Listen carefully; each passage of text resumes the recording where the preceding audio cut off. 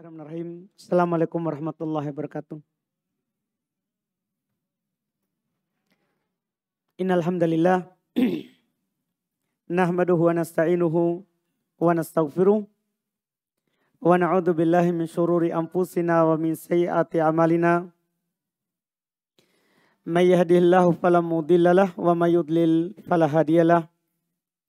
Asyhadu an la ilaha illallah wahdahu la syarikalah wa asyhadu anna Muhammadan abduhu wa rasuluhu sallallahu ala nabiyina Muhammadin wa ala alihi wa ashabihi wa man tabi'ahum bi ihsan ila yaumiddin. Amma ba'd. Al-ikhwan wal akhwat, kaum muslimin wal muslimat, jamaah salat maghrib rahimani wa rahimakumullah.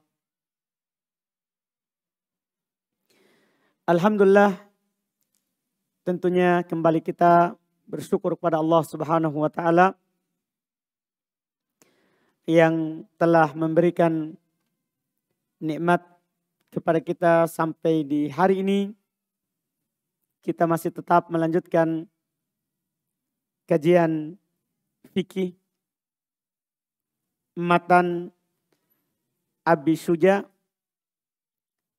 fil fiqhi asy-Syafi'i karya Al-Qadhi Abu Syuja rahimahullahu ta'ala. Alhamdulillah, di malam hari ini adalah pertemuan pertama dalam kitab As-Shalah. Di pekan yang lalu, alhamdulillah, kita sudah selesai dari pembahasan kitab Thaharah, kitab tentang Thaharah. Di malam hari ini, alhamdulillah, kita mulai membahas sholat. Dan inilah yang menjadi pokok kenapa kita bahas Thaharah. Thaharah itu hanya masuk karena dia merupakan syarat sahnya sholat. Ini inti dari pembahasan. Ini adalah inti dari pembahasan. Kata Al-Imam Abu Syuja rahimahullah, Kitabus Shalah, kitab tentang solat. Solat secara bahasa adalah bermakna ad-doa, ad-doa. Doa dalam bahasa kita. Itu kalau diterjemahkan secara bahasa. Misalnya Allah Subhanahu wa taala berfirman kepada Nabi kita Muhammad sallallahu alaihi wasallam, "Wa sholli alaihim fa inna sholataka sakanun lahum." Fa inna sholataka sakanun lahum. Salatlah atas mereka, itu untuk mereka. Karena salatmu adalah ketenangan untuk mereka. Salat di sini bukan bermakna Nabi salati, itu kalau sudah meninggal. Salat di sini Allah perintahkan nabinya doakan mereka. Orang-orang yang beriman. Karena doamu adalah ketenangan untuk mereka. Jadi makna solat dalam ayat ini adalah ad-du'a. Itu arti dasar daripada solat. Adapun solat secara syar'i, kalau disebut solat, maka maksudnya adalah af'al wa aqwal. Muftatahatin bit takbir wa muqtatamatin bit taslim. Salat secara syar'i adalah perbuatan dan ucapan yang dibuka dengan takbir, ditutup dengan salam. Itulah salat. Awalnya takbir, akhirnya salam. Di dalamnya ada ucapan dan ada perbuatan. Nanti kita akan jelaskan apa saja perbuatannya dan apa saja ucapan yang diucapkan dalam solat. Ini kalau disebutkan solat. Ketika Allah Subhanahu wa taala misalnya katakan, wa aqimus sholah. Dirikanlah solat. Bukan diperintahkan untuk berdoa. Tapi maksudnya Lakukan sholat yang diawali dengan takbir, diakhiri dengan apa? Salam. Itu maksudnya. Itu yang diinginkan dengannya. Sholat, Masya Allah, adalah merupakan rukun kedua dari agama kita, dari agama Islam. Bahkan tidak dikatakan Muslim kalau ada orang tidak sholat.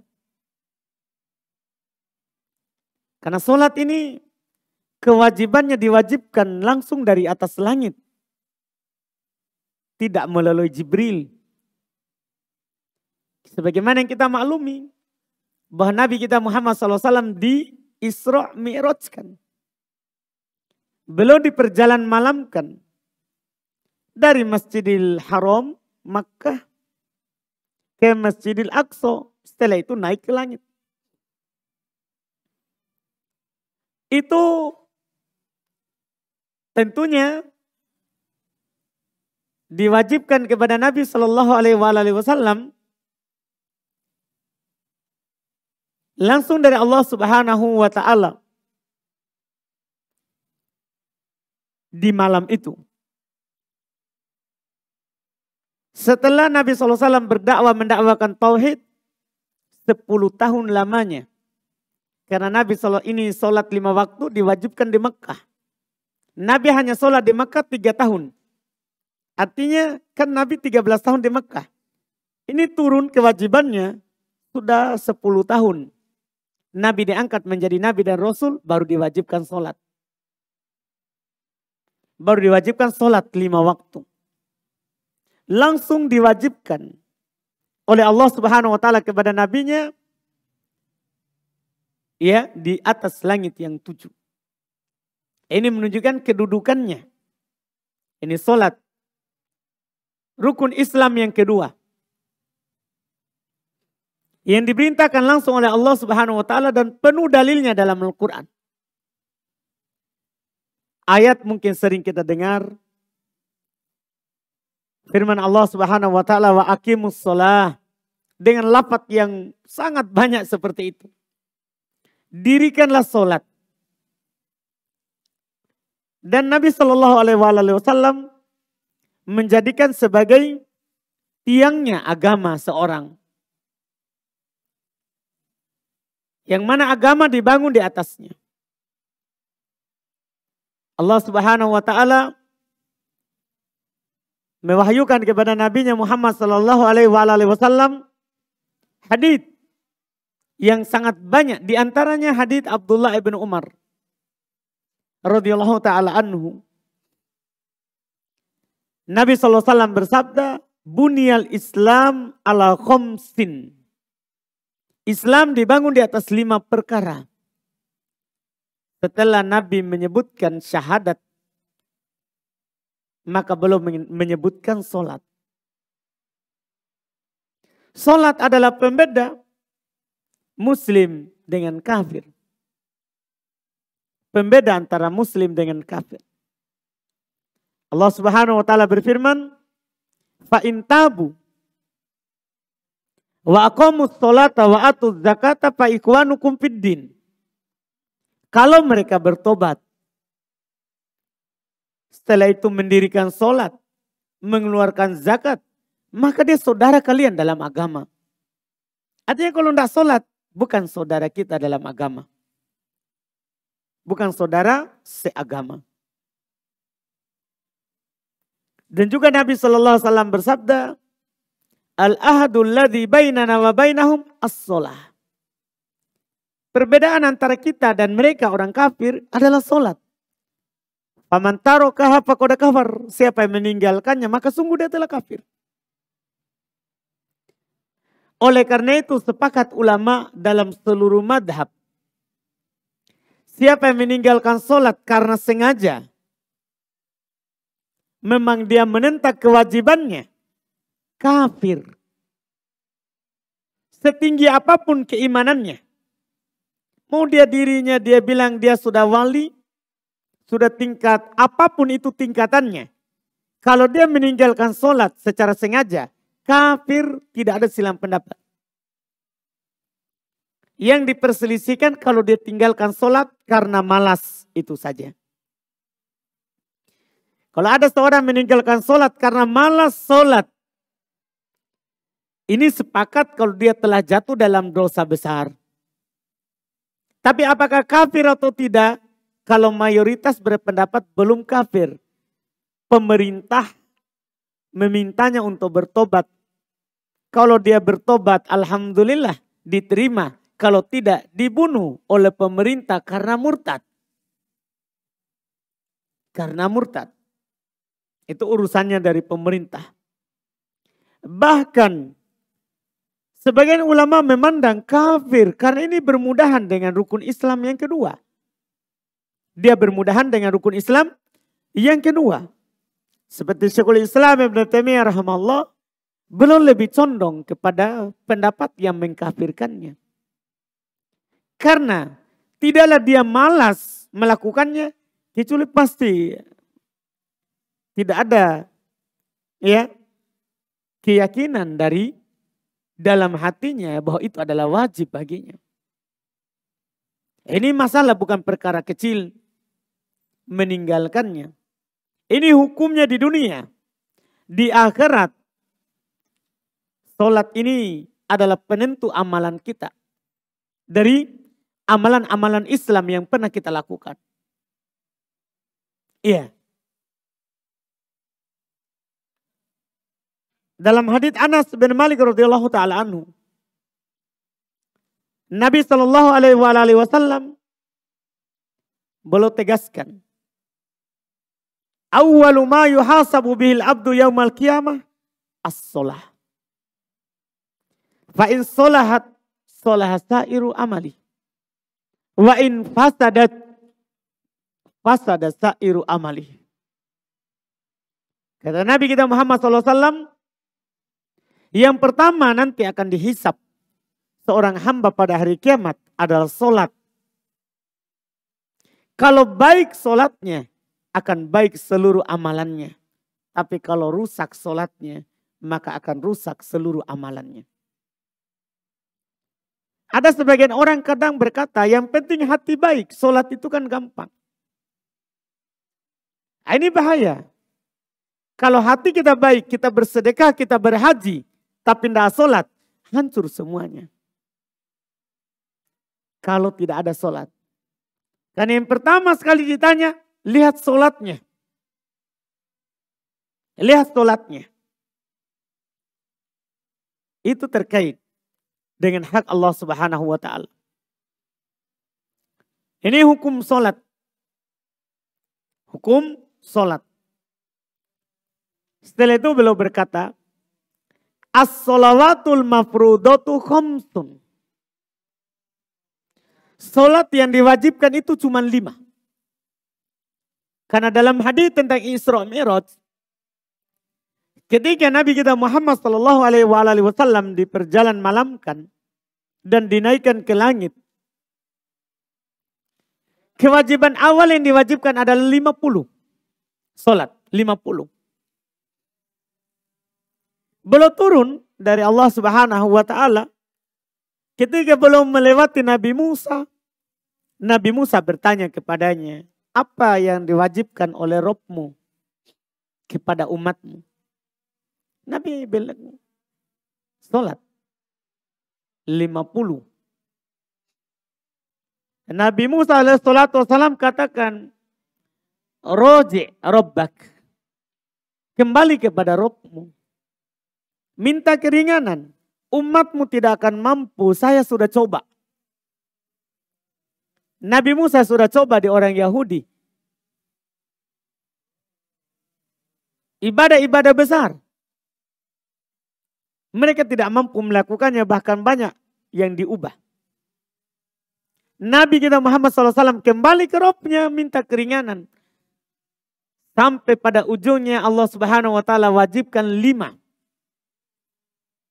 Tapi 5 itu pahalanya adalah 50. Tetap di awal pahalanya. Karena setiap satu kebaikan 10. Berarti kalau 5 berarti 50. Pada saat diwajibkan 5, Nabi Musa kembali bertanya, kembali ke Robmu, umatmu tidak mampu, tapi Nabi Muhammad SAW sudah. Tidak kembali lagi karena itu sudah berkali-kali meminta keringanan. Itulah sejarah awal diwajibkan sholat Nabi SAW kembali dan beliau sholat. Beliau sholat. Jadi dia ini 5 kali. Demikian pula ketika datang seorang Arabi kepada Nabi SAW, orang Arab pedalaman. Ini dalilnya yang diwajibkan 5. Selain 5 ini hukumnya adalah sunnah. Tidak ada yang wajib. Kecuali seorang bernadar. Kecuali seorang bernadar. Itu wajib karena dia bernadar. Bukan karena asalnya wajib. Seorang Arab pedalaman datang kepada Nabi SAW bertanya tentang apa yang diwajibkan kepadanya dari solat. Nabi bilang SAW, as-salawatul khams. Solat 5 waktu. Terus orang itu bertanya, fahal alayya ghairu hada? Apakah saya punya kewajiban selain itu? La, kata Nabi, tidak. Illa antatawwa'a. Kecuali kamu mau melakukan sholat sunnah. Hadits inilah yang dipakai oleh mayoritas. Bahwa yang wajib itu adalah cuma 5 dari sholat. Selainnya semuanya adalah sunnah. Selainnya adalah sunnah. Inilah dalil yang belum katakan tadi. Karena Al-Imam Abu Thayyib rahimahullah, Abu Syuja, beliau hanya menyebutkan ucapan. Tapi dalam ucapan beliau itu ada dalilnya. Nah kita yang datangkan dalilnya. Iya. Jadi beliau bilang, as-salawatul mafruḍah, al-mafruḍatu khamsun. Salat 5 waktu, salat yang wajib itu 5. Beliau akan sebutkan salatnya. 5 itu satu persatu, sekaligus beliau akan sebutkan waktunya. Ini namanya sambil jalan. Kalau ulama fikih yang lain, mereka kadang sebutkan dulu sholatnya, kemudian nanti awqatnya, waktu-waktunya. Nah, beliau sambilan, karena ini matan praktis, matan fikih ringkas. Iya. Kata beliau yang pertama, ad-duhuru, sholat duhur. Kapan waktunya? Wa awwal waqtiha zawalu syams. Awal waktunya, karena sholat itu ada awal waktunya, ada akhirnya. Awal waktu duhur adalah ketika matahari tergelincir. Jadi matahari naik dari timur.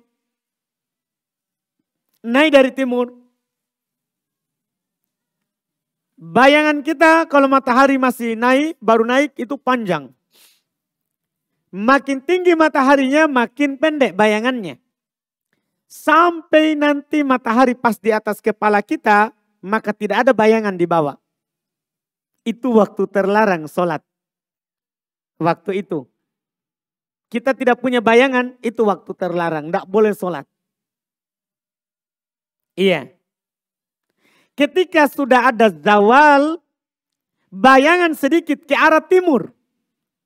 Kan tadi bayangannya ke barat, ketika matahari naik. Ketika tidak ada bayangan, itu tidak boleh sholat. Setelah itu muncul bayangan sedikit ke timur. Berarti matahari sudah tergelincir. Sudah tidak di atas kepala lagi. Disitulah awal waktu zuhur. Itu caranya. Bagi kita boleh mempraktekkan cara itu, jangan boleh dengan kita berdiri, cuman kan kadang kita tidak mampu karena saat panas sekali. Boleh ditancapkan benda, kayu paku misalnya di atas benda. Disimpan di luar. Tentunya di dataran yang lurus, tidak boleh miring. Karena kalau miring pasti ada bayangan walaupun masih ada di atas. Itu dulu yang kita praktekkan kalau di pesantren. Masih dulu di as-sunnah, muadzinnya itu pakainya itu. Iya.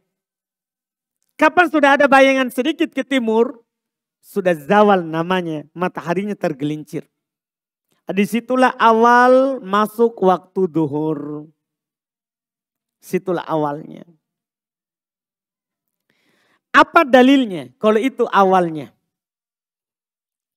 Untuk dalilnya, dalam hal ini Masya Allah, ada satu dalil. Saya akan baca duluan ini dalilnya.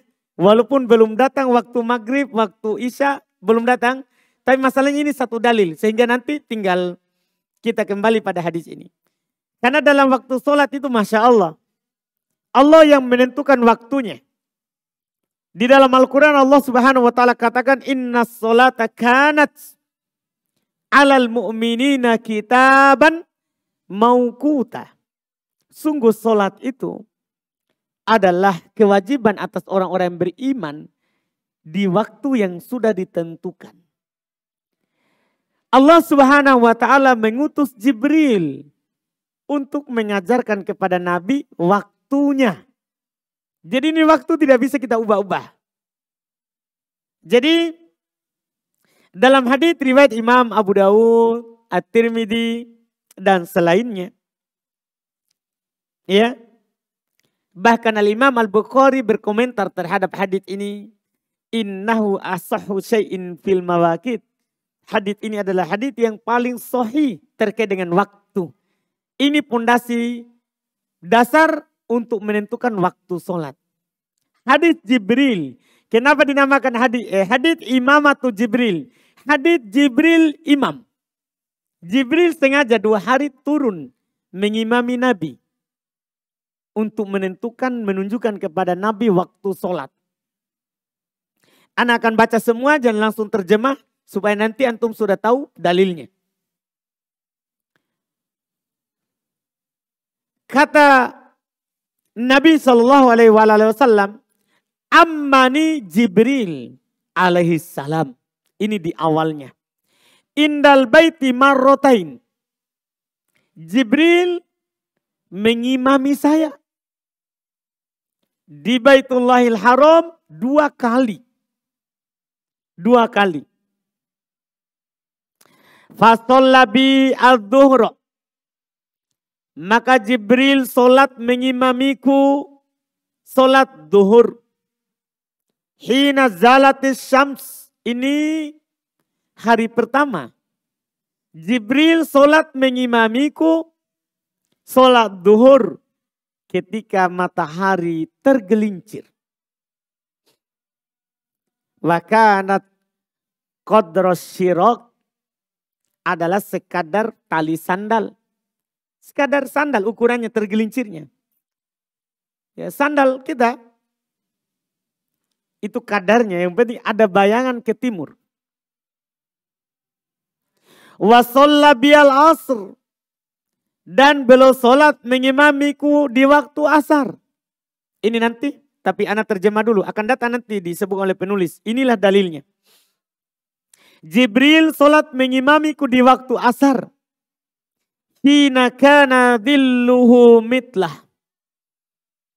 Ketika bayangannya semisalnya. Ketika bayangan benda semisal dengan bendanya, itulah waktu asar, itu awalnya. Itu awal waktu asar dan ujung waktu duhur.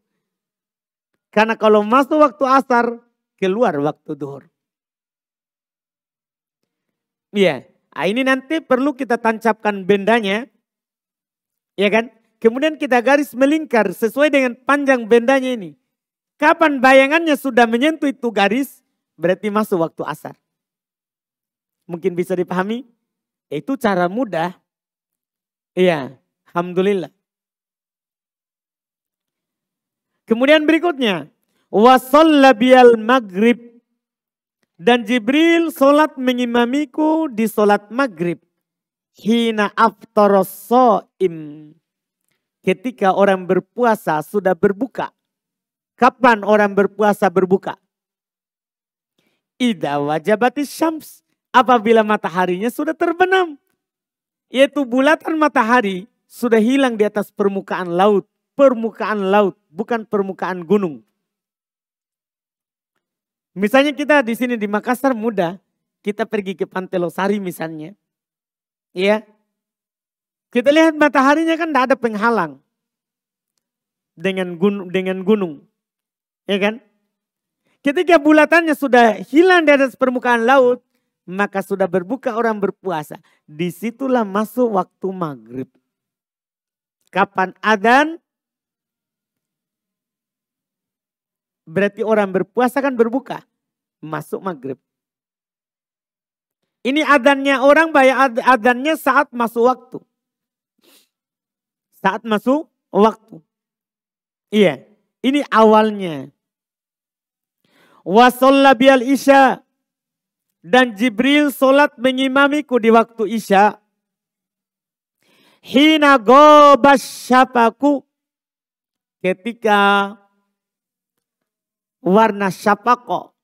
Warna merah atau merah yang kekuningan. Itu sudah hilang di ufuk barat. Kan matahari turun. Kan ada warna itu. Sampai matahari menghilang itu masih ada warna yang terpancar. Kalau hilang itu masuk waktu isya. Itulah awal waktu isya. Iya, awal waktu isya. Wa shalla biyal fajr. Dan Nabi Jibril solat mengimamiku di waktu fajar. Hina harumat ta'amu wasyarabu ala shaim. Ketika makanan dan minuman sudah haram atas orang berpuasa. Pertanyaannya, kapan makanan dan minuman haram bagi yang berpuasa? Kapan? Apa jawabannya? Ketika sudah terbit fajar. Kapan terbit fajar? Azan subuh. Iya kan? Sudah haram orang yang berpuasa untuk makan. Disitulah awal masuk waktu subuh.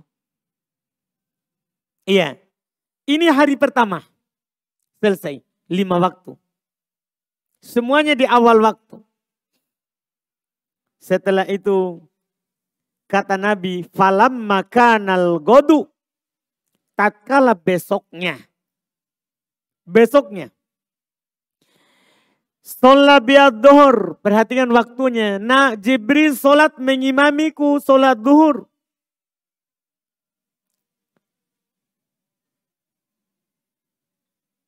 Kana dhilluhu hina kana dhilluhu mitlah. Tatkala bayangannya sudah semisalnya. Ini berarti dia sholat di mana? Di akhir waktu. Di akhir waktu. Sebentar Nabi akan katakan di ujung. Antara itulah waktu. Akan dikatakan di ujung. Jadi sholatnya pas masuk waktu asar. Diakhirkan. Sholat duhurnya.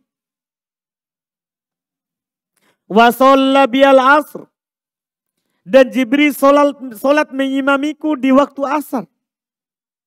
Hina kana dhilluhu mitlai. Di hari kedua ini.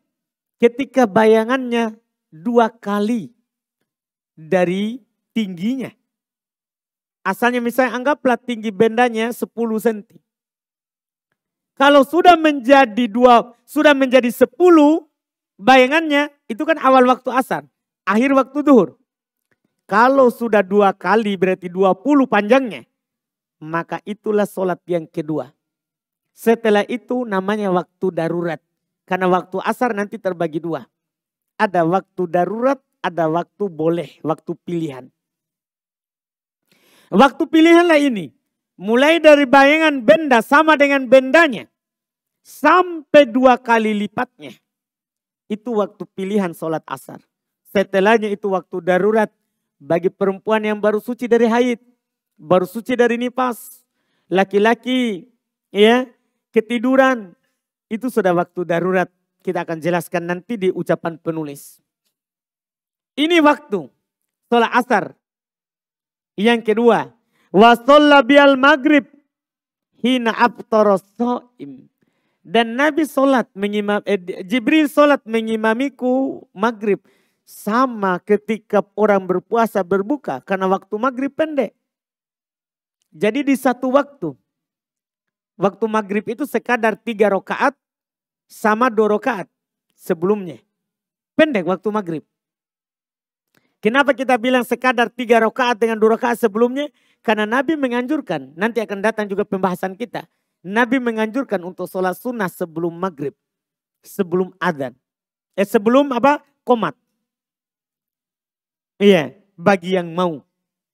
Dan para sahabat, kalau sudah adzan maghrib, mereka cari tiang-tiang tembok-tembok untuk sholat sunnah. Nanti, itu kadarnya.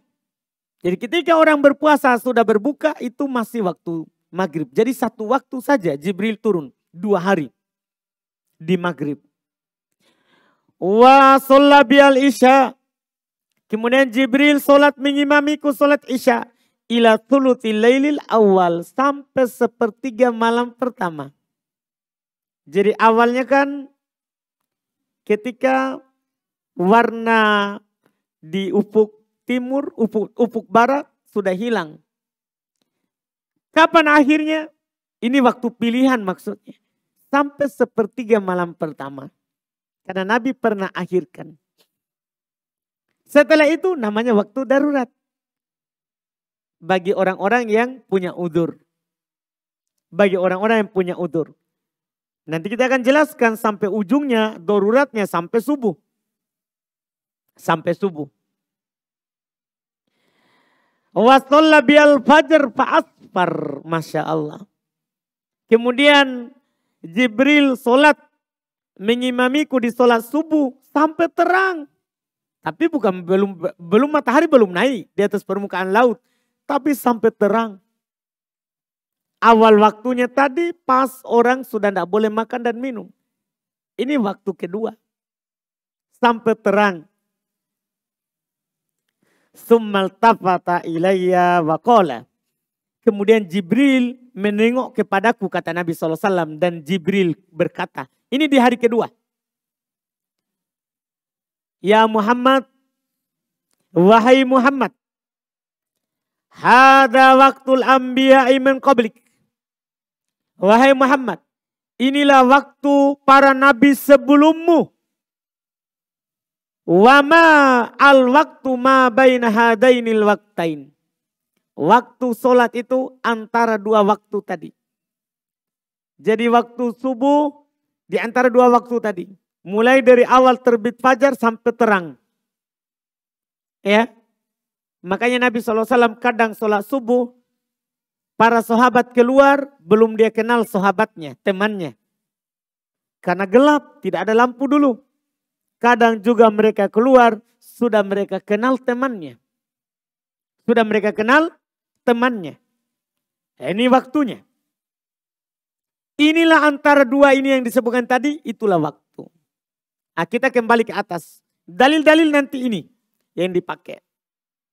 Kata beliau, ad-duhru awwalu wa awwalu waqtiha zawalu syams. Duhur awal waktunya ketika matahari tergelincir. Wa akhiruhu idza sara dillu kulli syai'in mitlahu ba'da dilliz zawal. Akhirnya adalah kalau bayangan benda sama dengan bendanya ditambah zawal sedikit. Kan tadi kan di waktu duhur ada zawal sedikit. Di asar juga tambahkan zawal sedikit. Iya. Itu kata beliau. Hadisnya tadi. Wal asr. Waktu asr. Wa awwalu waqtiha. Salat kedua yang wajib salat asr. Wa awwalu waqtiha. Awal waktunya. Az-ziyadatu ala dhillil mithl. Kalau sudah ada tambahan dari bayangan yang semisal. Maksudnya kalau sudah semisal dengan bendanya. Kemudian tambah sedikit dari zawal tadi. Sudah masuk waktu asar. Wa akhiruhu fil ikhtiyari. Akhirnya dalam waktu pilihan. Ila dillil mitlain. Sampai 2 kali lipatnya. Bayangan benda. Wa fil jawaz. Ila gurubis syams. Dan waktu masih boleh. Sampai ke terbenamnya matahari. Itu disebut dengan waktu apa? darurat bagi sahib al-a'dar, bagi orang-orang yang memiliki udur. Masih boleh sholat asar bagi orang yang punya udur. Sampai terbenamnya matahari. Wal maghribu, sholat yang ketiga yang wajib sholat maghrib. Wa waktuha wahid, kata penulis waktunya satu. Sholat maghrib waktunya satu. Wa huwa ghurubus syams, yaitu terbenamnya matahari. Karena Jibril hari pertama terbenam matahari, hari kedua terbenam matahari. Itulah waktu maghrib. Wal isya, sementara sholat berikutnya yang wajib yang keempat adalah sholat isya. Wa awwalu waktiha, awal waktunya. Ida gobas syafaqul ahmar, langsung lebih jelas. Apabila cahaya yang merah, yang warna merah di ufuk barat, sudah hilang. Sudah hilang. Wa akhiruhu fil ikhtiari, akhir waktunya dalam waktu pilihan. Ila thulutil lail, sampai sepertiga malam pertama. Untuk membaginya, antum hitung waktu masuk maghrib. Sama masuknya waktu subuh. Berapa jam misalnya maghrib jam berapa? Jam 6:30 anggaplah. Anggaplah. Ya, kita anggaplah hitung yang genap. Anggaplah jam 6, jangan waktu sekarang. Kita cuma mencontohkan. Anggaplah waktu maghrib jam 6. Waktu subuh jam 5. Berapa jam itu? Jam 6 sampai jam 5. Baru bagi 3. Hasilnya itulah waktu pilihan untuk waktu sholat isya. Itu cara menghitungnya. Iya, itu waktu pilihan. Wafil jawaz, adapun waktu bolehnya. Bagi orang-orang yang memiliki udzur. Misalnya dia sholat maghrib, ketiduran. Ya, setelahnya. Atau seorang perempuan, suci dari haid, suci dari nifas. Ya, waktu bolehnya ila tulu'il fajri tani, sampai terbit fajar kedua. Terbit fajar kedua maksudnya subuh. Itu waktu bolehnya. Ketika seorang suci dari haid, misalnya seorang perempuan. Jam 3 malam dia bangun, dia periksa suci. Wajib dia mandi, kemudian dia sholat isya. Dia sholat isya. Iya. Ini ketentuan karena waktu bolehnya bagi orang yang darurat itu sampai terbit fajar yang kedua. Ini waktu. Ada dalil juga yang boleh kita pakai. Ini kan kita pakai hadis Jibril. Khusus waktu isya boleh sampai tengah malam waktu bolehnya. Boleh sampai tengah malam. Apa dalilnya? Kita berdalil dengan hadis riwayat Imam Muslim. Riwayat Imam Muslim. Dari Abdullah ibn Amr radhiyallahu taala anhu. Nabi sallallahu alaihi wasallam bersabda, "Waktul isya ila nisfil lail." Waktu isya sampai tengah malam. Waktu isya sampai tengah malam. Artinya tinggal dihitung tadi. Dari jam segini sampai jam segini tadi bagi 2. Itulah waktu isya, waktu pilihan. Setelah itu disebut dengan waktu apa? Darurat. Ini boleh kita tambah dengan 2 hadis ini jadi tersimpulkan. Waktu boleh sampai tengah malam. Waktu boleh sampai tengah malam. Ini Masya Allah yang disebutkan dalam hadis Nabi kita Muhammad sallallahu alaihi wa ala alihi wasallam. Iya. Wasubh, sementara waktu subuh ini yang terakhir dari solat yang diwajibkan adalah solat subuh. Waktunya kata beliau wa awwalu waktiha tulu'ul fajri, dan awal waktunya terbitnya fajar. Hadits dalam hadits Jibril. Hadits Jibril. Wa akhiruhu fil ikhtiar, akhir waktu subuh dalam waktu pilihan ilal isfar, sampai terang. Wafil jawaz, dan waktu bolehnya ila tulu'i syams, sampai terbit matahari. Jadi subuh juga ada dua waktu. Ada waktu pilihan dan ada waktu boleh. Waktu darurat. Waktu pilihan dari gelap terbit fajar sampai terang. Sebelum ya tentunya matahari masih jauh dari di bawah permukaan laut. Waktu bolehnya sampai terbit matahari di atas permukaan laut. Ya, karena dari mana kita bisa dapat? Karena di hadis Jibril cuman bilang sampai terang. Dari mana kita dapat bahwa ujung waktunya adalah sampai matahari terbenam? Yaitu ada hadis dari Nabi kita Muhammad SAW dalam riwayat Imam Muslim rahimahullah. Kata Nabi SAW, man adraka minas subhi rok'atan qabla an tatlu asyams. Faqad adraka subha. Siapa yang dapat dari subuh, dari sholat subuh, 1 rakaat sebelum matahari terbit. 1 rakaat sebelum matahari terbit, maka dia dianggap dapat waktu subuh. Berarti hitungannya adalah apa? Terbitnya matahari. Itu ujungnya. Apa fungsinya kita tahu ini waktu? Terkait dengan niatnya. Kalau sudah keluar waktu, kita niatnya qadha. Kalau belum keluar waktu, niatnya adaan. Niatnya menunaikan, bukan mengqadha. Bukan mengqadha. Inilah waktu sholat dan urutannya. Sepakat para ulama tidak boleh diganti urutannya. Tidak boleh diganti urutannya. Apakah saat hadar, saat kita mukim, atau saat safar. Tidak boleh diganti. Hati-hati, di sana ada pemahaman yang salah di kalangan awam. Kalau dia jamak takdim itu tidak masalah. Jamak takdim maksudnya dia majukan asar ke duhur, dia masukkan isya ke maghrib. Ketika jamak ta'khir ini kacau sekali di kalangan awam. Jamak ta'khir pemahaman mereka diakhirkan maghrib setelah sholat isya. Itu masalah.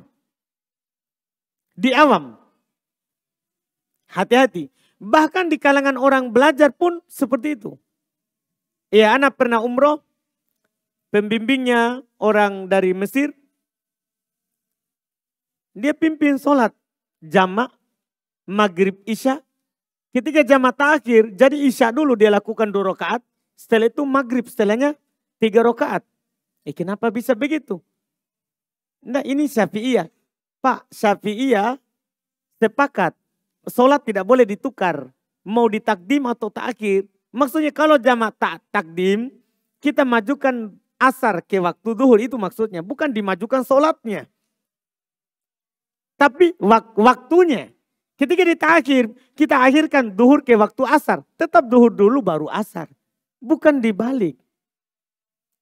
Ini tidak boleh. Tidak ada orang bermadhab seperti itu. Semua ulama fikih bersepakat. Bahwa sholat ini harus berurut begitu. Duhur baru asar. Baru maghrib, baru isya, baru subuh. Tidak boleh dibalik. Ini perlu antum ketahui seperti itu ketika antum qadha. Ada seorang misalnya dia tidak sadarkan diri selama sehari atau sehari semalam. Kan ada qadha sholat. Ketika dia qadha wajib berurut. Tidak boleh diganti-ganti. Tidak boleh ditukar. Harus berurut. Mulai dari sholat apa dia tinggalkan. Kalau duhur berarti duhur dulu, baru asar, baru maghrib, baru isya, baru subuh. Tidak boleh dibalik. Tidak boleh dibalik. Ini berdasarkan kesepakatan. Iya. Cuman bedanya kalau qadha boleh langsung tanpa menunggu waktu. Tidak perlu kita bilang mau qadha subuh, tunggu waktu subuh. Mau qadha asar, tunggu waktu asar. Kalau qadha langsung. Semuanya dikerjakan. Ya, semuanya dikerjakan tapi tetap berurut. Tetap berurut. Ini tidak ada silang pendapat di kalangan ulama fikih. Di kalangan ulama fikih. Alhamdulillah ini adalah 5 Sholat yang wajib dan waktunya. Dan waktunya. Kita cukupkan karena setelahnya itu langsung syarat wajibnya sholat. Insya Allah kita akhirkan pekan depan. Kita adzan dulu baru tanya jawab. Yang pertama, sholat sunnah tahiyatul, yaitu tahiyat masjid maksudnya, sangat dianjurkan. Bagaimana kalau kita sudah sholat sunnah tahiyatul masjid, namun kita keluar karena ada keperluan sebentar, contoh ke toilet. Apabila kita kembali masuk di masjid, perlukah lagi kita sholat tahiyat masjid? Perlu, tetap disunahkan. Tetap disunahkan. Karena lafaz hadisnya itu adalah bukan terkait dengan antum keluarnya sebentar atau sudah sholat. Enggak. Hadisnya Nabi SAW bersabda, Ida dakhala ahadakumul masjid. Ida dakhala ahadukumul masjidah. Fala yajlis hatta yarka' rok'atain. Apabila salah seorang dari kalian masuk masjid. Kan dibilang, apabila masuk masjid. Maka hendaklah dia sholat 2 rakaat. Ini umum. Ini adalah umum. Apakah kita sudah sholat sebelumnya atau belum. Dan hukumnya adalah sunnah. Berdasarkan pendapat mayoritas ulama. Sholat tahiyat masjid hukumnya adalah apa? Sunnah. Kalau antum tinggalkan karena udur, misalnya antum ingin mendengarkan ilmu langsung. Karena tadi sudah sholat, tidak dosa. Tidak berdosa. Tidak berdosa. Kemudian pertanyaan berikutnya. Berdoa di akhir sholat itu dianjurkan. Bagaimana ketika kita sholat berjamaah, imam telah salam. Namun kita masih tahiyat akhir, memperbanyak doa sebelum salam. Bolehkah kita mengakhirkan salam? Tidak boleh. Ketika kita berjamaah, tidak boleh kita melakukan sesuatu yang akan menyebabkan kita menyelisih imam. Mengikuti imam hukumnya wajib. Berdoa setelah di akhir sholat hukumnya adalah apa? Sunnah. Sama dengan berdoa di dalam ketika sujud. Hukumnya sunnah. Tapi kalau akan mengantarkan kita terlambat dari mengikuti imam, tidak boleh kita melakukan sunnah dan meninggalkan yang wajib. Tidak boleh. Karena Nabi bersabda, Ida roka'a farka. Kalau dia ruku langsung. Jangan pakai jarak. Langsung. Wa idza sajada fasjud. Kalau sujud. Wa idza rafa rasahu farfa. Kalau dia angkat kepalanya langsung angkat. Tidak boleh kita terlambat. Kalau memang mau berdoa panjang, ya itu waktunya di lain waktu. Jangan pas mengikuti imam. Jangan pas mengikuti imam. Karena wajib mengikuti imam. Wajib mengikuti imam. Kemudian berikutnya, di rumah saya masih terpajang foto di dinding. Tapi di kamar saya sudah tidak ada. Apakah malaikat juga tidak masuk di kamar saya? Ya akan masuk, Ya akan masuk. Yang penting kita lakukan itu sudah sesuai dengan kemampuan kita. Sudah sesuai dengan kemampuan kita. Ya, itu wallahu alam. Karena yang disebutkan dalam hadits adalah yang ada padanya gambar. Yang ada padanya gambar.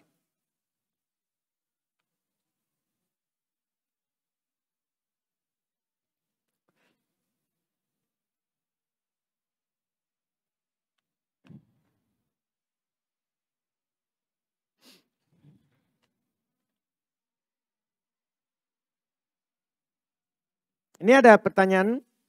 Anak kerja di kantor pemerintah, di dalamnya terkadang ada tanda tangan berkas untuk perjalanan dinas. Tapi perjalanan dinas itu tidak terlaksana sesuai dengan aslinya. Bagaimana hukum tanda tangan berkas itu? Dan biasanya ada potongan uang persenan yang diberikan dari tanda tangan tersebut. Bagaimana hukum uang tersebut? Terkadang uang dari tanda tangan berkas tersebut dikumpul oleh bos untuk dibagikan ketika hari raya seperti THR, Lebaran, Tahun Baru dan lain-lain. Bagaimana hukum uang tersebut? Apa hukumnya uang yang diberikan oleh rekanan yang kerjasama dengan kantor tempat anak bekerja? dengan alasan kita sudah membantu menyelesaikan berkas-berkasnya. Iya.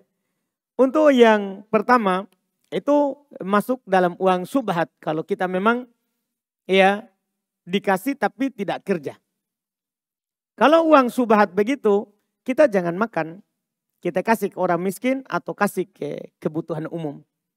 Kita kasih ke orang miskin atau kita kasih ke kebutuhan umum dengan niat berlepas dari uang syubhat, bukan niat sedekah. Bukan niat sedekah. Iya.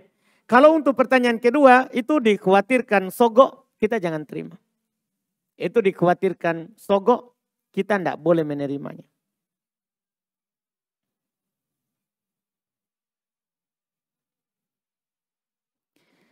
Apa hukumnya sering terlambat sholat subuh? Dan bagaimana cara mengurangi rasa cinta terhadap dunia? Iya. Kalau sering terlambat sholat subuh, ya, hukumnya seorang kalau dia sengaja berdosa, kalau dia sengaja. Tapi kalau tidak sengaja, dia sudah tempuh sebab-sebab yang membuat dia akan terbangun.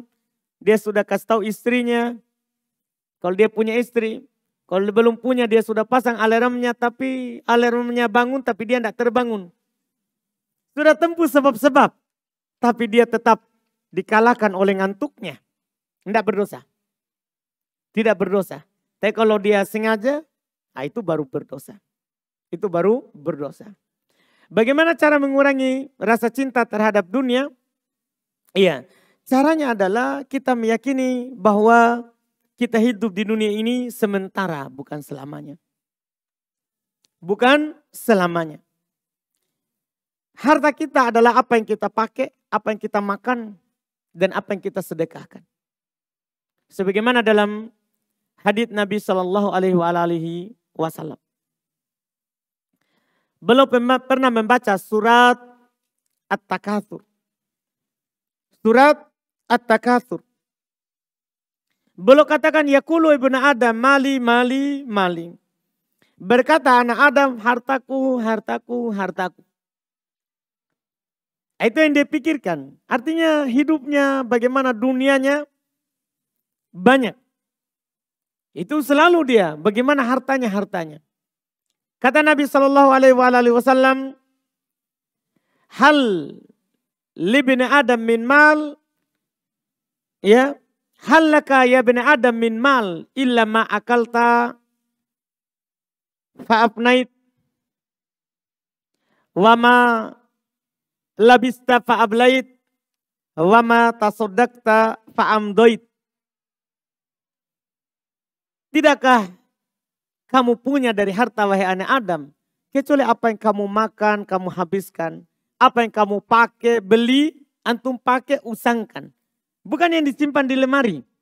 Kita beli, kita pakai sampai ya rusak, itulah pakaian kita. Wa ma tasaddaqta fa'amdoit. Dan apa yang kamu sedekahkan, kemudian antum tidak singgung-singgung lagi, kamu lewatkan. Itulah harta kita. Nah, kapan kita yakini seperti itu, maka insya Allah kita tidak akan cinta terhadap dunia.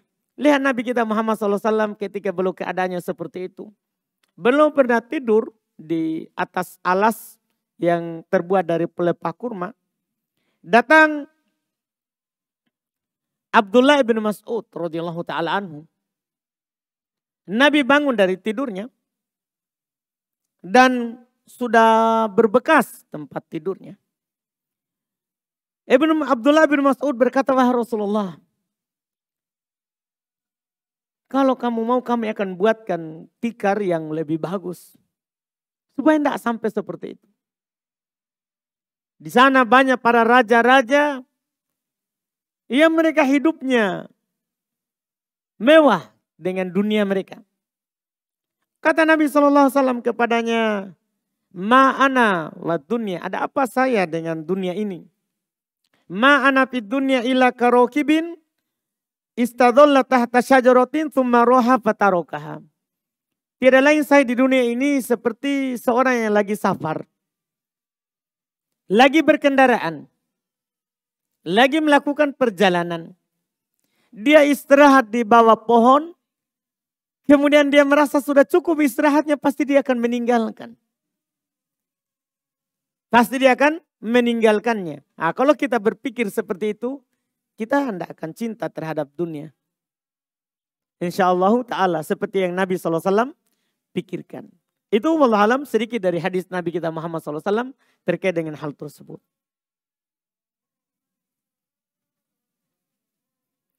Apa hukum suami istri berhubungan badan tanpa menggunakan selimut?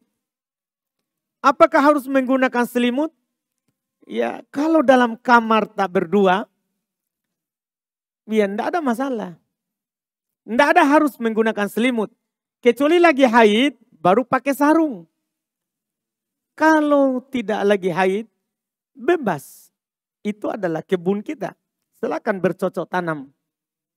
Iya, silakan bercocok tanam. Tidak ada harus.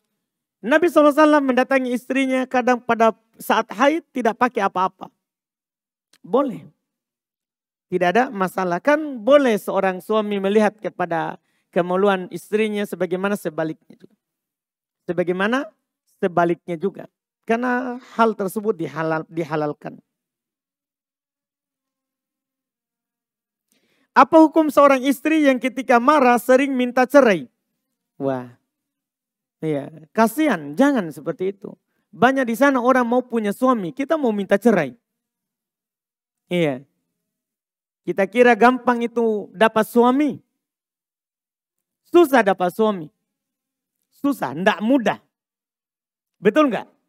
Betul. Iya, enggak mudah. Baik. Susah dapat suami. Jadi jangan bermudahan.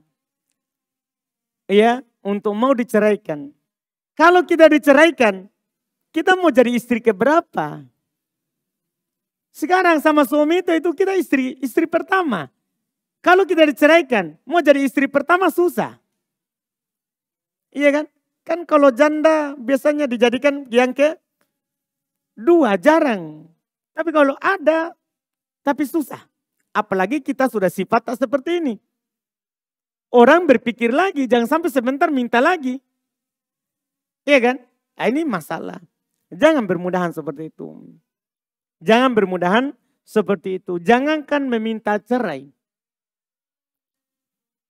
Tidak ridho dengan usaha atau hasil dari suami, itu sudah berat terhadap perempuan. Ketika Nabi SAW menjelaskan, menyampaikan hadis bahwasanya kebanyakan penduduk neraka adalah perempuan, para sahabiat bertanya, kenapa bisa perempuan banyak penghuni neraka? Kata Nabi SAW diantaranya adalah yukfirna asyaka yakfurnal ashir. Mereka terlalu banyak mengeluh. Hasil suaminya tidak pernah disyukuri. Padahal suaminya sudah berjuang untuk mendapatkannya. Selalu dia kafir, ingkari. Bahkan kata Nabi SAW, lau ahsan taddaharo thumma ra'aita minka syai'an yakrahu ya takrahuha ya thumma ra'at minka syai'an ya, kemudian dia melihat darimu sesuatu yang dia tidak suka, dia bilang kata Nabi, kalau kamu berbuat baik kepadanya sepanjang masa, pokoknya siang malam siap antar jaga. Setelah itu dia melihat darimu satu keburukan, langsung dia bilang kamu tidak pernah berbuat baik. Itulah perempuan. Iya. Perempuan bilang begitu saja, itu tidak boleh. Itu menyebabkan dia masuk neraka. Apalagi bermudahan minta apa? Cerai, tidak boleh. Dia harus bersabar. Bersabar. Iya. Dalam kehidupannya. Kemudian berikutnya, misalnya kita terbiasa mandi saat dekat waktu sholat maghrib. Bolehkah kita niatkan sekaligus sebagai pengganti wudhu atau tetap harus berwudhu? Boleh. Kita mandi sekaligus niat wudhu. Berdasarkan hadis innamal amalu binniat wa innamal likulli imri'in ma nawa. Setiap orang, sungguh amalan itu tergantung pada niatnya. Setiap orang akan mendapatkan apa yang ia niatkan. Kemudian apa hukumnya minum air? Dalam kurung air gelas. Dan teh manis tapi tidak dihabiskan. Ya, dalam kurung disisakan dan dibuang. Apa hukumnya? Apa hukum membuang-buang harta? Hah? Hukumnya Pak itu namanya mubazir. Hukumnya haram. Allah benci. Ya, idha'atul mal, menelantarkan harta. Kalau kita sudah minum, habiskan. Kecuali memang tidak mampu lagi kita habiskan, ya, bukan kita yang siapkan. Nah, itu baru nanti beda hukumnya. Kita pergi makan di warung pesan, ternyata ini porsinya lebih banyak dengan dari kebutuhan kita. Itu tidak ada masalah. Tapi kalau kita yang buat, harus kita habiskan. Nabi saja Masya Allah menganjurkan apabila makanan jatuh, kita disuruh pungut. Apalagi makanannya di piring. Apalagi makanannya di piring. Itu wallahualam. Bagaimana hukumnya orang yang mengerjakan sholat di waktu darurat dalam keadaan dia lalai atau dia tunda sholatnya? Tidak boleh. Haram kalau dia tunda di waktu darurat. Tidak dibolehkan. Tidak dibolehkan hal tersebut. Tanpa udur itu tidak dibolehkan. Tanpa udur itu tidak dibolehkan. Bagaimana lafadznya sholat yang baik dan benar? Pakai usolli apa? Pakai usolli. Apa tidak? Pakai usolli apa tidak? Tolong contohnya. Saya tidak tahu contohnya. Iya. Nanti akan datang ya. Akan datang nanti pembahasannya insya Allah. Sabar sedikit. Beliau akan sebutkan nanti pembahasan rukun-rukun sholat. Termasuk niat. Termasuk niat. Insya Allah sabar sedikit. Nanti di poin yang akan beliau sebutkan di sini. Beliau akan bilang nanti arkanus sholat thamaniyah asyar. Rukun sholat ada 18. Yang pertama an-niyah. Nah, nanti kita akan sebutkan. Di sana nanti. Yang pertama niat. Insya Allah kita akhirkan. Bolehkah doakan orang yang sudah meninggal?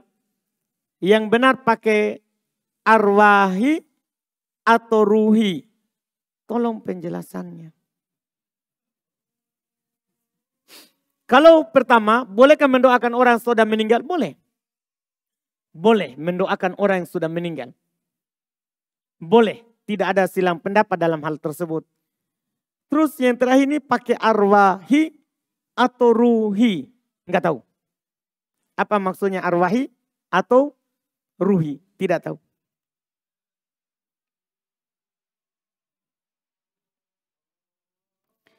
Ustadz, apa hukumnya orang yang terlanjur cicil rumah? Yang belakangan baru dia tahu ada akad ribanya. Ya kalau sudah seperti itu terlanjur. Ya mau diapa daripada hangus hartanya. Terlanjur hal tersebut. Yang salah adalah kalau kita sudah tahu baru kita mulai. Atau kita pura-pura tidak tahu. Sengaja tidak dibaca syaratnya. Tanda tangan saja. Nah itu salah. Itu tidak boleh.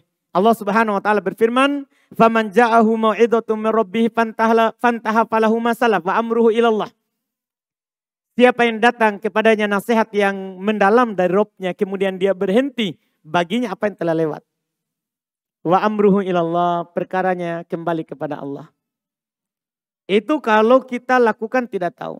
Adapun kita sudah tahu tidak boleh. Atau kita sudah tahu kemudian kita lakukan lagi tidak boleh. Karena Allah bilang waman ada faulaika ashabun nar. Siapa yang kembali setelah datang nasihat tadi, setelah tahu hukumnya, mereka lah penghuni neraka. Mereka lah penghuni neraka. Kalau sudah terlanjur ya bertobat saja, lanjutkan cicilannya daripada menghanguskan harta. Daripada menghanguskan harta. Itu kalau sudah terlanjur.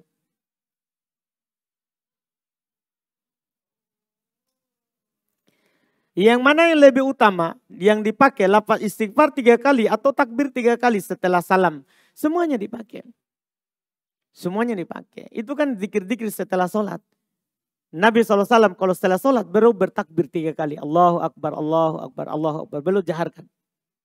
Belum jaharkan. Bahkan kata Ibnu Abbas dalam hadits riwayat Imam Al-Bukhari dan Imam Muslim, kami tidak tahu selesainya sholat Nabi SAW kecuali dengan takbir. Kecuali dengan takbir. Setelah itu beristighfar. Itu kan semuanya lafaz dzikir setelah sholat dari Nabi kita Muhammad SAW.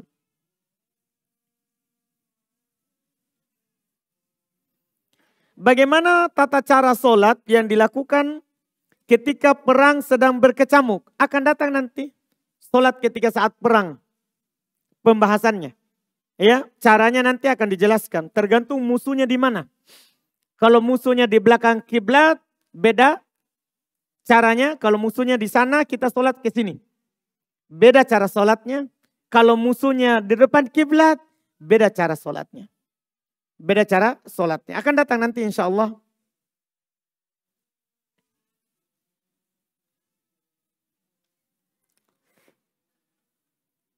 Mana yang diutamakan?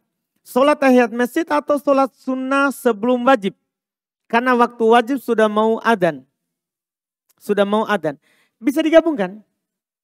Sholat sunnah sebelum sholat wajib, sholat rawatib. Dengan sholat tahiyat masjid bisa digabungkan. Dengan satu kali lakukan 2 niat. 2 niat boleh dilakukan bersamaan. Kemudian berikutnya bagaimana taubatnya? Bagaimana taubat orang yang pernah tinggalkan sholat selama waktu yang lama? Apakah diqadha atau bertobat atau mengulangi syahadatnya? Cukup bertobat saja. Bertobat kepada Allah Subhanahu wa taala tidak perlu qadha, tidak perlu syahadat. Karena dia asalnya muslim. Kemudian dia tinggalkan sholat waktu itu. Dia cukup dia bertobat kepada Allah dengan tobat yang nasuha. Dengan tobat yang nasuha.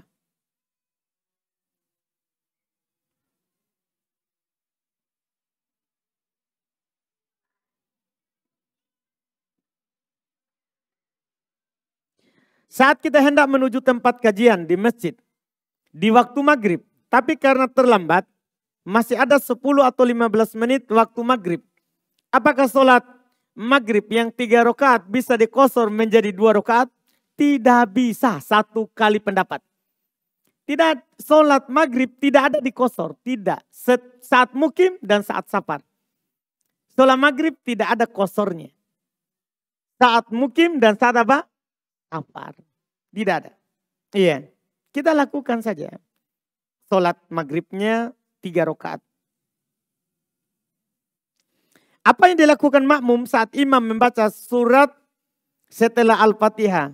Dan bagaimana pula seorang makmum jika berjamaah misalnya sholat duhur?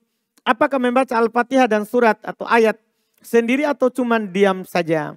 Di sholat jahriyah, ya, makmum hanya diwajibkan membaca surah Al-Fatihah. Adapun setelah dia baca surah Al-Fatihah, dia mendengarkan imam. Dia mendengarkan imam membaca.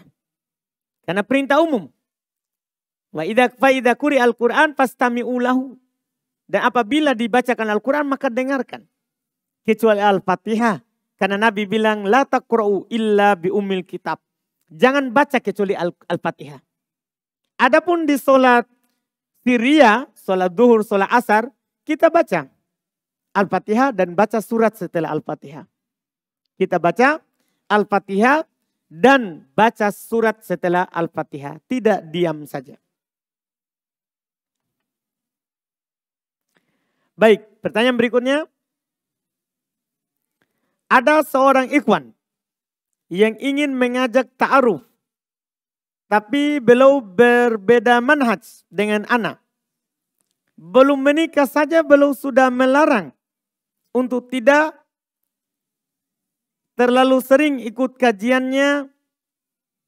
Ya. Kajian apa ini? Katanya di rumah saja menemani anak-anak. Gimana cara belum menikah, belum punya anak, dia suruh menemani anak-anak. Sesekali saja ingin pergi kajian. Bagaimana cara yang menyikapinya? Ditolak langsung. Ditolak langsung. Jangan terima orang seperti itu. Jangan terima orang seperti itu. Orang kalau sudah belum apa-apa sudah larang dari berbuat baik, jangan diterima. Jangan diterima. Orang menikah itu kita butuh suami, kita menikah dengan seorang ya supaya dia kita mudah melakukan ibadah kepada Allah, bukan dipersulit, bukan dilarang. Bukan dilarang. Bahkan kalau seorang ikhwan itu bukan ustadz, kewajibannya untuk mengantarkan istrinya ke tempat pengajian. Karena wajib hak istri diajar oleh suami. Tapi kalau suaminya tidak bisa mengajarkan ilmu, wajib diantar ke tempat ilmu. Itu hak istri. Itu adalah hak istri kepada suaminya. Adapun belum apa-apa sudah begini, jangan. Jangan diterima yang seperti itu. Itu menunjukkan akhlaknya tidak bagus. Akhlaknya tidak bagus. Tidak cinta terhadap ilmu. Tidak cinta terhadap ilmu.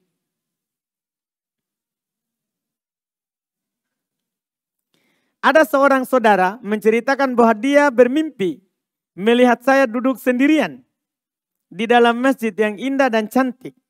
Dan saya katanya memakai pakaian serba putih. Sedangkan duduk dalam masjid dan tersenyum melihatnya masuk ke dalam masjid. Apakah ada artinya mimpi tersebut? Tidak tahu. Iya. Tidak tahu.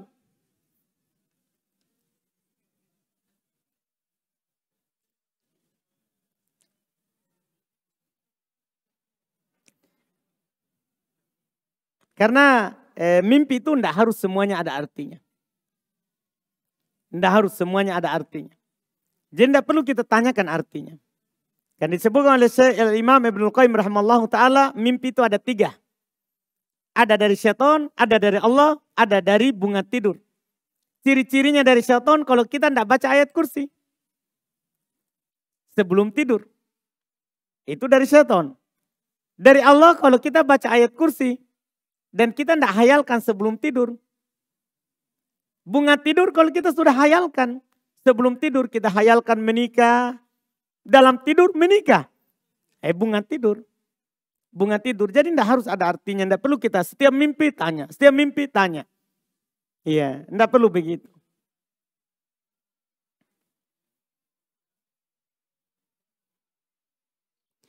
Apakah berdosa menunda waktu sholat karena ada ujian skripsi?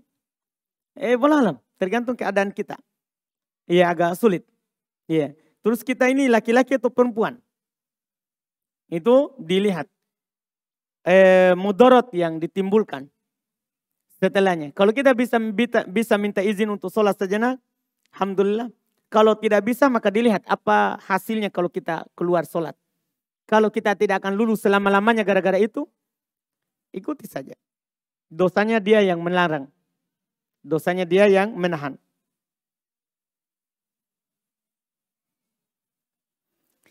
Apa yang harus dilakukan saat sementara sholat tiba-tiba ada kucing yang buang air di atas sejadah kita? Iya. Ya, lanjut sholat. Kan kucing tidak najis. Kucing tidak najis.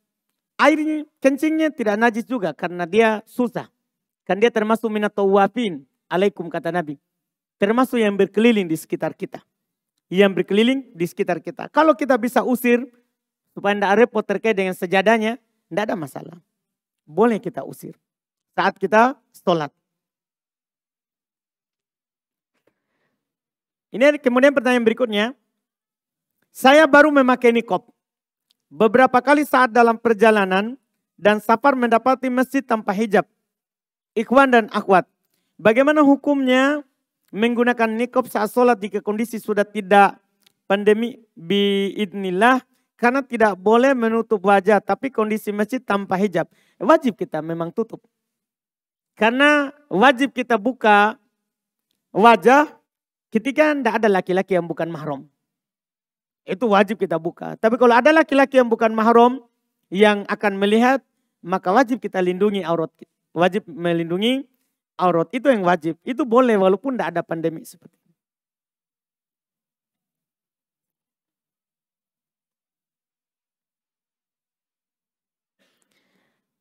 Apakah Apakah boleh membeli produk di toko yang terang-terangan mendukung kaum LGBT? Ya, tidak ada ke toko lain. Jangan masukkan diri kita dalam kesulitan. Cari toko lain.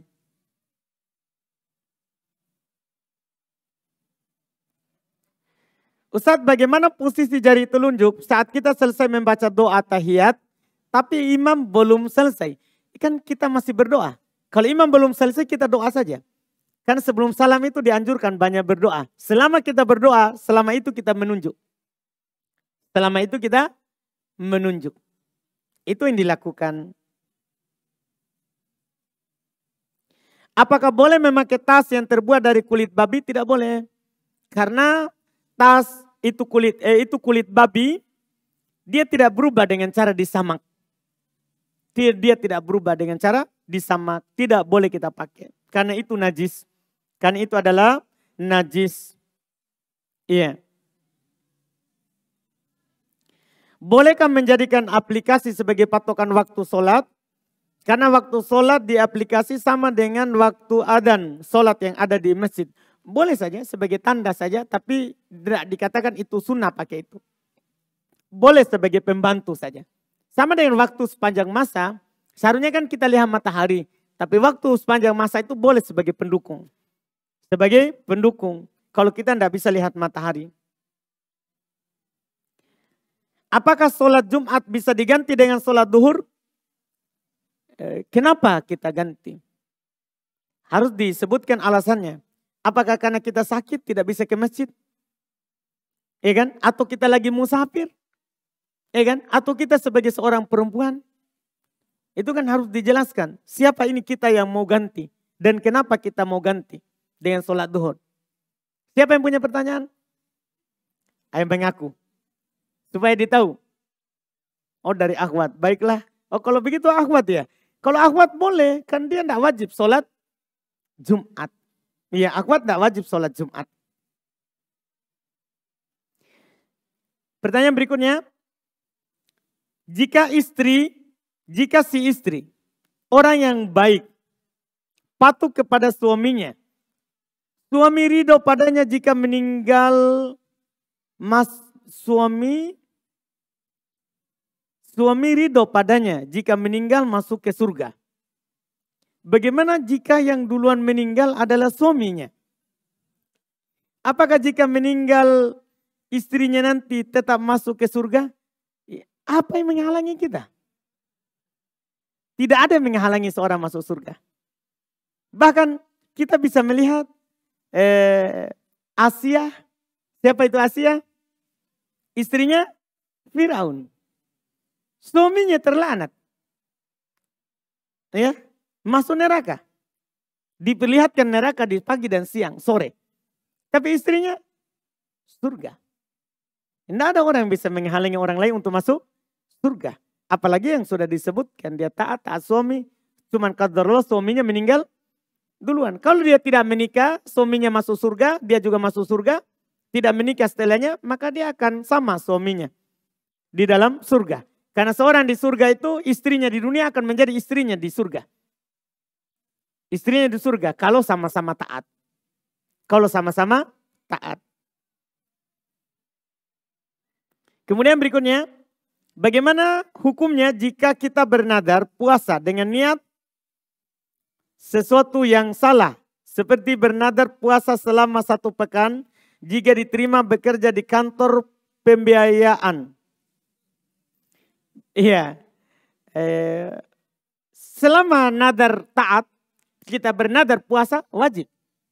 Yang tidak boleh itu nadar maksiat. Yang tidak boleh ditunaikan itu nadar maksiat. Kalau saya berhasil ini, saya akan membiayai dia untuk membeli gitar, misalnya alat musik. Itu nadar maksiat. Tidak boleh kita lakukan. Tapi kalau nadarnya taat puasa, dia wajib dia tunaikan. Apa hukumnya memakai hadiah dari bank atau pembiayaan seperti gelas, payung, riba? Kalau sebabnya kita menabung, kecuali kita langsung dikasih tanpa ada tabungan, dan itu tidak mungkin. Iya. Kan dia pasti kasih kalau kita apa? Ada simpanannya. Kalau ada simpanannya. Baik. Kita alhamdulillah cukup ini ya. Jangan kasih naik lagi. Alhamdulillah.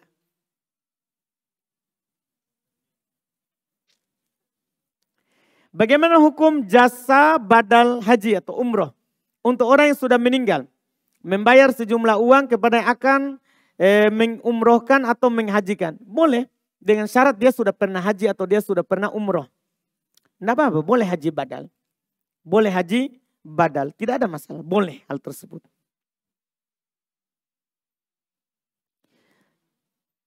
Tentang ini kemudian berikutnya, tentang waktu terlarang untuk sholat. Apakah berlaku juga buat sholat sunnah, misalnya baru masuk masjid dan sholat tahiyat masjid? Tidak berlaku, itu tadi sholat sunnah mutlak. Adapun sholat yang punya sebab, tidak terlarang walaupun waktu terlarang. Tadi itu sholat sunnah mutlak yang tidak punya sebab. Kalau ada sebabnya, maka sebabnya lebih diutamakan daripada waktunya. Itu wallahualam. Bagaimana hukumnya Ustadz? Misalnya saya berpuasa. Tapi ketika azan sudah masuk, matahari masih berada di antara gunung. Azan sudah masuk. Tapi matahari masih berada di antara dua gunung. Artinya kalau belum terbenam maksudnya, tidak boleh walaupun waktu masuk. Dan tidak mungkin masuk waktu kalau belum terbenam matahari. Tidak mungkin. Salah, mungkin kalau kita pakai HP, HP-nya salah. Iya. Apakah saya berbuka atau saya menunggu sampai matahari sudah betul-betul tidak kelihatan? Harus terbenam. Harus terbenam. Tapi patokannya bukan gunungnya, patokannya adalah di laut. Laut. Iya. Bagaimana hukum sholat di masjid yang depannya ada kuburan, tapi kita sholat di lantai 2? Tidak boleh. Nabi SAW katakan, la tusalli ilal kubur. Jangan sholat menghadap ke arah kuburan. Jangan sholat menghadap ke arah kuburan.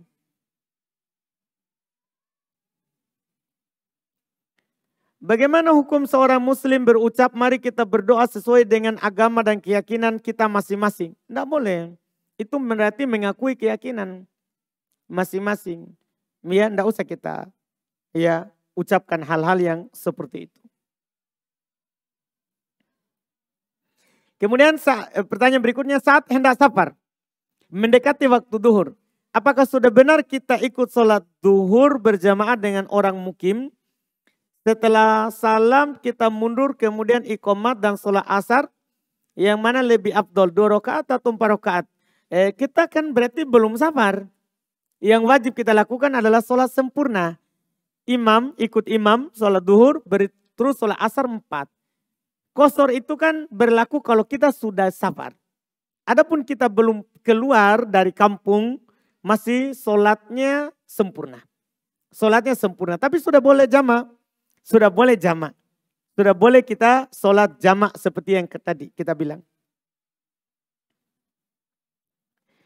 Apa hukumnya meninggalkan Al-Fatihah karena lupa? Iya. Kalau meninggalkan Al-Fatihah karena lupa, wajib kita ganti. Tidak ada sholat tanpa Al-Fatihah. Kata Nabi SAW dalam hadits Ubadah bin Samit, la sholata liman lam yakro bifatihatil kitab. Tidak ada sholat bagi orang yang tidak membaca Al-Fatihah. Tidak ada sholat bagi orang yang tidak membaca Al-Fatihah. Itu kata Nabi SAW. Kita wajib ulang rakaatnya kalau yang kita luput Al-Fatihahnya. Wallahualam. Ini masih ada 3 tapi tulisannya Masya Allah cukup rumit. Takutnya saya tidak bisa membacanya. Jadi kita lewatkan saja. Alhamdulillah. Iya. Kita cukupkan. Alhamdulillah. Apa yang benar di malam hari ini yang kita dengar. Semata dari Allah Subhanahu Wa Taala. Dan yang salahnya itu dari kekurangan kami dan dari syaitan. Subhanakallahumma hamdik. Asyhadu an la ilaha illa anta astaghfiruka wa atubu ilaik. Assalamualaikum warahmatullahi wabarakatuh.